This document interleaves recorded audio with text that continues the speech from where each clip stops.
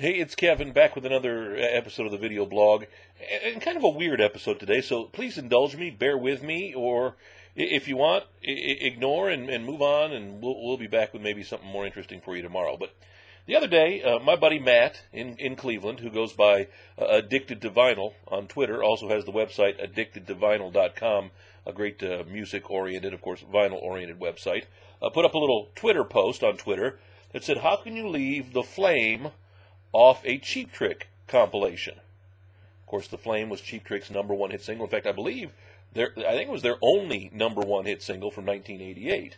Me, being the smartass that I am, quickly replied back, maybe it's a compilation of good Cheap Trick songs. Well, that kind of threw down the gauntlet and what we're kind of calling here a flame war. Well, you can watch my tweets on Twitter. I'm username Kevin Mason. You can't necessarily watch Matt's unless you're subscribed to it. You have to ask him to be his friend. But we went back and forth in a good little spirited way, and he said, I'm looking forward to your video rebuttal, if you will, and then I'll do a post as well on my blog. So that's kind of what we're going to do today, kind of a point-counterpoint on the merits of the Cheap Trick song, The Flame. If you've known me, if you've read any, or you've seen a couple of the blogs previously, you'll know that Cheap Trick is probably one of the most influential bands in my life. Illinois natives, much like I am. I was first introduced to them on a, senior high, probably a sophomore, I think it was sophomore year, senior high bus trip to St. Louis, when a guy by the name of Doug Potts bought the first Cheap Trick album. Hadn't heard of him before. He had an older brother who was into him, and he picked it up. Shortly thereafter, I became a fan. Of course, most of America became fans in 1979 when Cheap Trick released that big, huge Live at Budokan album.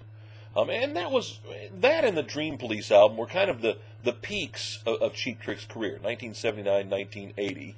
In fact, before The Flame, the only top 10 single on the pop charts that Cheap Trick ever had was the famed I Want You to Want Me from Budokan, which went to number 7. Well, I'll be honest with you, I'm not a big fan of The Flame, and I never have been.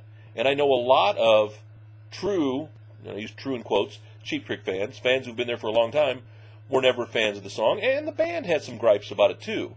In 1988, their record label, Epic Records, was basically saying, look, you haven't had much success lately.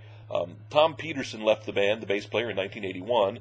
He left for 6 years, and during that 6-year period, Cheap Trick released some of their most uninspired music, not necessarily because Tom wasn't there, or maybe it was, but albums like One on One, Next Position Please, Standing on the Edge, and The Doctor did not do well on the charts. Didn't do well in the record stores, and Epic was basically telling Cheap Trick, you better get some outside writers in, write some hit songs, or else you're off the label. So, begrudgingly, Cheap Trick did that, and then proceeded to produce their two biggest chart songs of their career. The Flame, going to #1, and then followed up with the old Elvis classic, Don't Be Cruel, which came in at #4. Well, that reinvigorated Cheap Trick's career, and their concert sales, and all those kind of things, and well, I guess maybe even garnered them some new fans. That's what Matt was arguing about. Matt was saying it saved their career, The Flame put them back in the spotlight, and it secured their legacy. You know what? I have no arguments to that. Bottom line is this. If you're a fan of Cheap Trick, you're probably not a fan, or if you're a true fan of Cheap Trick, you're not a fan of The Flame.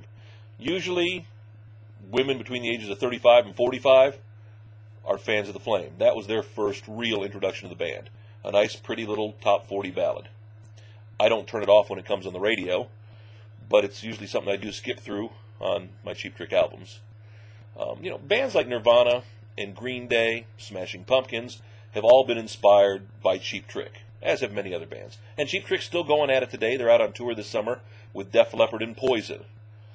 Yeah, I know Def Leppard's going to be the headline act, but I'm not even going to argue that. Bottom line is this.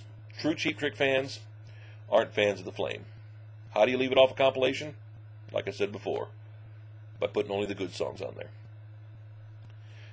Matt, I look forward to your reply, and thank you for your indulgence. I guess you could kind of say this is a flame war, isn't it? Another video blog coming up pretty soon, I promise. Talk to you later. You can always follow me on Twitter, Kevin Mason, all one word. Check out Matt's website, addictedtovinyl.com, as well as his tweets. Like I said, you got to ask him to be a follower, and he'll let you because he's got a pretty good following. And he's Addicted to Vinyl on Twitter. See you later.